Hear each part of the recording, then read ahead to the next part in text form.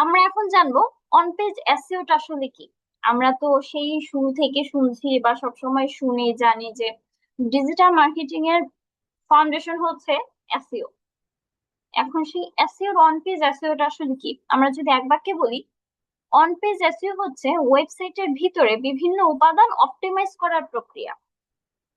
ওয়েবসাইটের ভিতরে কিছু উপাদান অপটিমাইজ করার প্রক্রিয়া যা আপনার ওয়েবসাইটের ভিতরেই আছে, বাহির থেকে কিছু নিতে হবে না। এটা যদি আমি আপনাদের সাথে বা আমাদের সাথে বা আমার নিজের সাথে যদি তুলনা করি, তাহলে এরকম বলতে হবে যে এটা হচ্ছে আপনার নিজের ভেতরে থাকা এমন একটা গুণ যেটা আপনি স্কিল ডেভেলপের মাধ্যমে, যেটা আপনি নিজেকে নিয়ে আরো ট্রেন আপ করার মাধ্যমে বাহিরে আরো প্রকাশ করতে পারেন, যে আপনি আসলে এই কাজটা ভালো জানেন বা এই গুণটা আপনার মধ্যে অনেক বেশি আছে। অন পেজ এসইওটা ওয়ান কাইন্ড অফ দিস, যে আপনার ওয়েবসাইটের ভিতরেই যে উপাদানগুলো রয়েছে, যে এলিমেন্ট গুলো রয়েছে, সেগুলোর এসইও করা, যা আপনার মধ্যে আছে, যেটা বাইরে থেকে আপনার আনতে হবে না, আপনার ভিতরে আছে, আপনি শুধু সেটাকে আউটকামটা ভালো আনবেন, সেটা প্রেজেন্ট করবেন ভালোভাবে। এটাই হচ্ছে অন পেজ এসইও, যেটা অলরেডি আপনার ওয়েবসাইটের মধ্যে আছে। এখন অন পেজ এসইওটা আসলে কেন করা হয়, এটা না করলে কি সমস্যা, আমার ওয়েবসাইট তো অলরেডি আছে। অন পেজ এসইও আমি কেন করব? যেটা আমার মধ্যেই আছে, যেটা আমার ওয়েবসাইটের মধ্যেই আছে, সেটা আমি কেন করব, আবার নতুন করে কেন করব? এখন নতুন করে করার উদ্দেশ্য হচ্ছে একটা, সেটা হচ্ছে গুগল যেন সহজে বুঝতে পারে যে আপনার পেজটা বা আপনার ওয়েবসাইটটা আসলে কি নিয়ে, আপনার নিশটা কি, আপনার সেই পেজের নিশটা কি, আপনার কন্টেন্টটা আসলে কি বোঝাচ্ছে অডিয়েন্সকে। এটা হচ্ছে প্রথম উদ্দেশ্য। সেকেন্ড উদ্দেশ্য হচ্ছে আপনার র্যাঙ্কিং যেন ইমপ্রুভ হয়, গুগল র্যাঙ্কিং এ যেন আপনার ওয়েবসাইটটা র্যাঙ্ক করতে পারে। কারণ গুগল যদি নাই বোঝে যে আসলে আপনার কন্টেন্টটা কি, আসলে আপনার টার্গেটেড অডিয়েন্স কারা, তাদেরকে আপনি কি বোঝাচ্ছেন, কোন ধরনের কন্টেন্ট দিতে চাচ্ছেন, আপনার নিশ কি, সেটা যদি বুঝতেই না পারে, তাহলে আপনাকে র্যাঙ্কিং কিভাবে দিবে? অ্যাজ লাইক আপনি পরীক্ষার খাতায় লিখেছেন, কিন্তু সেটা যদি আপনার টিচার না বোঝে, তাহলে সে আপনাকে মার্কিং করবে কিভাবে? এখানেও সেম থিং, যে আপনার কন্টেন্টটা কি এটা যদি গুগল বুঝতে না পারে, তাহলে আপনার র্যাঙ্কিং কখনো আসবে না। তাহলে অ্যাজ ইউজুয়াল নর্মালি আপনার যেমন থাকবে ওয়েবসাইট, হ্যাঁ একটা ওয়েবসাইট লাইভ আছে, দ্যাটস ইট। কিন্তু সেই ওয়েবসাইটটা ফ্রুটফুল কিছু আপনাকে দিতে পারবে না, না আপনার সেল দিতে পারবে, না আপনার ট্রাফিক জেনারেট করতে পারবে, কোনোটাই পারবে না যদি আপনার অন পেজ এসইও করা না থাকে। থার্ডলি হচ্ছে ইউজার এক্সপিরিয়েন্স ভালো হয়। অন পেজ এসইও করলে ইউজার ফ্রেন্ডলি হয়, ওয়েবসাইটটা ইউজার ফ্রেন্ডলি হয়। এখন ইউজার ফ্রেন্ডলি কিভাবে হয়? আপনাদের নিশ্চয়ই মনে আছে, প্রিভিয়াস ক্লাসে আমি দেখিয়েছিলাম কয়েকটা ওয়েবসাইট থেকে যে কন্টেন্ট গুলো কিভাবে ডিভাইড করা থাকে, এক একটা ওয়েব পেজে কিভাবে কন্টেন্ট গুলো ডিভাইড করা থাকে যেন আমরা সহজে বুঝতে পারি। এটা কি বলে অন পেজ এসইও।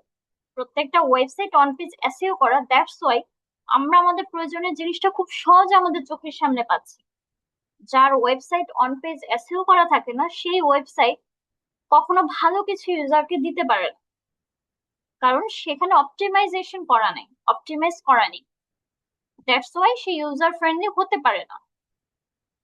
লাস্টে হচ্ছে অর্গানিক ট্রাফিক বৃদ্ধি পায়। এখন অর্গানিক ট্রাফিকটা কি? আসলে অর্গানিক ট্রাফিক হচ্ছে আপনার অডিয়েন্স, যারা আপনার ওয়েবসাইটের ভিজিটর, যারা আপনাকে খুঁজছে কোনো প্রোডাক্টের জন্য, কোনো সার্ভিসের জন্য, এটাকে বলা হয় অর্গানিক ট্রাফিক। যে অর্গানিক ট্রাফিক বা অর্গানিক ভিজিটর গুলো বৃদ্ধি পায় আপনার ওয়েবসাইটে যদি অন পেজ এসইও করা থাকে। চলুন আপনাদেরকে একটা এক্সাম্পলের মাধ্যমে একটু আমি দেখানোর চেষ্টা করি। আমরা যদি এখানে অ্যাগেইন অ্যামাজনের ওয়েবসাইটটাতে ঢুকি,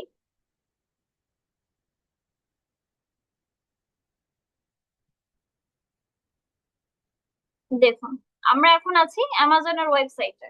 এখন অ্যামাজনের ওয়েবসাইটে হিউজ পরিমাণ প্রোডাক্ট। এখন আপনার কি মনে হচ্ছে, এখানে কি অন পেজ এসইও করা আছে নাকি করা নেই? এটা দেখলে আপনার মনে হতে পারে যে কিন্তু অনেক প্রোডাক্ট, আসলেই কি আদৌ কি এসইও করা আছে? করা আছে। দেখুন এখানে প্রত্যেকটা জিনিস ডিভাইড করা আছে আলাদা আলাদা ভাবে। কাস্টমার সার্ভিস তারা কি কি দিচ্ছে, রেজিস্ট্রিতে কি কি আছে, প্রাইম ভিডিওতে কি কি থাকবে, সেলে কি কি থাকবে। আচ্ছা চলো আমরা যে কোনো একটা ওয়েব পেজে ঢুকে দেখি যে আসলে আমরা যেটা চাচ্ছি সেটা পাচ্ছি কিনা। মনে করুন আমি এখান থেকে টুডেস ডিলেই গেলাম, যাওয়ার পরে আমার কাছে কি কি আসছে দেখুন। টুডেস ডিলের মধ্যে এখানে যে ডিপার্টমেন্ট গুলো আলাদা ভাবে দেয়া, দেখুন অল ডিপার্টমেন্ট এখন আমি আছি। এখন আমি যদি চাই এখান থেকে সিলেক্ট করতে পারি যে আসলে আমি কোন প্রোডাক্ট চাচ্ছি। মনে করুন আমি চাচ্ছি বই, বুকস। দেখুন তো সব ধরনের বই চলে এসেছে, রাইট? দ্যাটস মিন হচ্ছে এখানে অন পেজ এসইও করা আছে।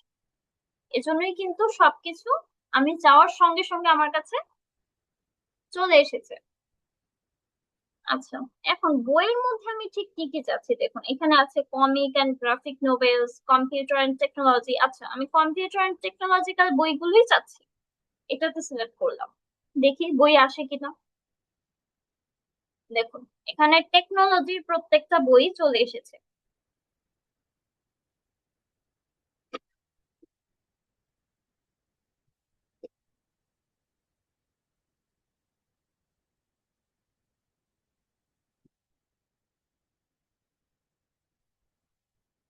আচ্ছা এখন যদি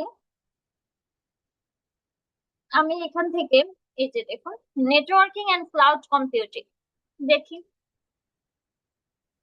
আচ্ছা, নেটওয়ার্কিং এন্ড ক্লাউড কম্পিউটিং নিয়ে যতগুলো বই সবগুলো দেখুন এখানে চলে এসেছে। দ্যাটস মিন ওয়েবসাইট সম্পূর্ণ অন পেজ এসইও অপটিমাইজড। এখানে আপনার আর বলার সুযোগ নেই যে এখানে আসলেই আদৌ এসইও হয়েছে কিনা। এসইও হওয়ার কারণে প্রত্যেকটা প্রোডাক্ট সুন্দরভাবে অপটিমাইজড রূপে আছে। দ্যাটস ওয়াই এখানে সবকিছু আলাদা। আচ্ছা, এটা গেল ডিপার্টমেন্টের কাজ। এখন সে কতটুকু অপটিমাইজেশন করেছে এখানে কিন্তু ব্র্যান্ডও দেয়া আছে যে আপনি আসলে কোন ব্র্যান্ডের যাচ্ছেন। চলুন আমরা এখান থেকে কিছু ব্র্যান্ড সিলেক্ট করি। আচ্ছা, আমরা এখান থেকে অ্যাপ্রেস সিলেক্ট করি, দেখি অ্যাপ্রেসের কি কি আছে। অ্যাপ্রেসের একটাই আছে, সেটা এখানে দিচ্ছে। যদি এখানে 10টা থাকতো 10টা আসতো, 100টা থাকলে 100টা আসতো। এটাই হচ্ছে on page SEO. On page SEO কারণেই হচ্ছে আপনার ডিমান্ড অনুযায়ী ওয়েবসাইট আপনাকে সার্ভিস দিচ্ছে যে আপনি আসলে কি চাচ্ছেন, কোন ধরনের জিনিসগুলো চাচ্ছেন। দেখুন এখানে অলরেডি উপরে লেখা আছে filtered by networking and cloud computing. আমি কোথায় ঢুকেছিলাম? নেটওয়ার্কিং এন্ড ক্লাউড কম্পিউটিং এ। দেন আমার ব্র্যান্ড কি ছিল? অ্যাপ্রেস। ঠিক আছে, এখন আমি আবার ক্লিয়ার ফিল্টারে দিয়ে দিই। দেখুন এখন আবার সব চলে আসবে, কারণ এখন আমি ক্লিয়ারে দিয়ে দিয়েছি।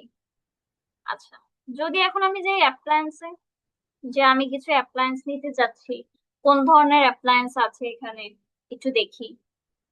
ওকে, দেখুন এখানে অ্যাপ্লায়েন্সও চলে এসেছে। কোন ধরনের প্রোডাক্ট লাগবে, কোন ব্র্যান্ডের লাগবে, প্রত্যেকটা জিনিস কিন্তু আপনার হাতে নাগালের মধ্যে। কোনটা চাচ্ছেন সেটাই চলে আসবে, বিকজ অফ এখানে অন পেজ এসইও করা আছে। নট অনলি দিস পেজ, আমরা যদি সেলে যাই, সেলের মধ্যে আমরা দেখতে পারবো যে আসলে সেলের এখানে কি কাজ। সেলের এখানে দেখুন অ্যামাজনের যে অ্যাকাউন্ট ক্রিয়েট করে আপনি যদি একদম সেলার হিসেবে কাজ করতে চান, যে আসলে আমি অ্যামাজন থেকে প্রোডাক্ট কিনতে চাই না, অ্যামাজনের একজন সেলার হতে চাই, আমার প্রোডাক্ট আছে আমি অ্যামাজনের একজন সেলার হতে চাচ্ছি, সেক্ষেত্রে আপনি এখানে যেতে পারেন, সাইন আপ করে দেন হচ্ছে অ্যামাজনের সেলার হতে পারেন। এরকম আরো অনেকগুলো ওয়েবসাইট আছে যারা এই অপশন গুলো আপনাদেরকে দেয়। ড্রপ শিপিং একটা আলাদা বিজনেস বলুন, বিজনেস সেক্টর বলুন, এইরকম ভাবে অনেক গ্রো করেছে। আমরা অনেকেই টুকটাক ভাবে শুনি যে ড্রপ শিপিং এ প্রফিট ভালো হয়, রিস্ক থাকে বাট প্রফিট ভালো হয়, এরকম অনেক কিছু শুনি। এটা one kind of drop shipping. Drop শিপিংটা কি এটা আমরা আরো পরবর্তী ক্লাসগুলোতে জানবো। এখন যেহেতু আমাদের জাস্ট স্টার্টিং, এই কারণে আমরা হচ্ছে শুধুমাত্র আগে শিখছি এসইও গুলো কিভাবে করতে হয়, ওয়েবসাইটটা কিভাবে দাঁড় করাতে হয়। কারণ আপনার যে কোনো জিনিস সেল করার জন্য, প্রোডাক্ট থেকে আর্নিং করার জন্য, ক্লায়েন্টকে দেওয়ার জন্য আগে তো আপনার আগে কাজগুলো জানতে হবে যে আসলে এই কাজগুলো কিভাবে করতে হয়। তারপরে হচ্ছে প্ল্যাটফর্ম, যে আমি কোন প্ল্যাটফর্মে এই কাজগুলো করে টাকা আর্ন করতে পারি। টাকাটা আসবে কখন? যখন আমি কাজটা শিখবো এবং প্রপারলি করতে পারবো। আমার ক্লায়েন্ট যখন বলবে যে আমার এই ওয়েবসাইটটা অন পেজ এসইও করতে হবে, আগে তো আমার কাজটা জানতে হবে যে অন পেজ এসইও আসলে কিভাবে করে। দেন হচ্ছে প্ল্যাটফর্ম খোঁজা, যে কোন প্ল্যাটফর্মে আমি এটা করতে পারি।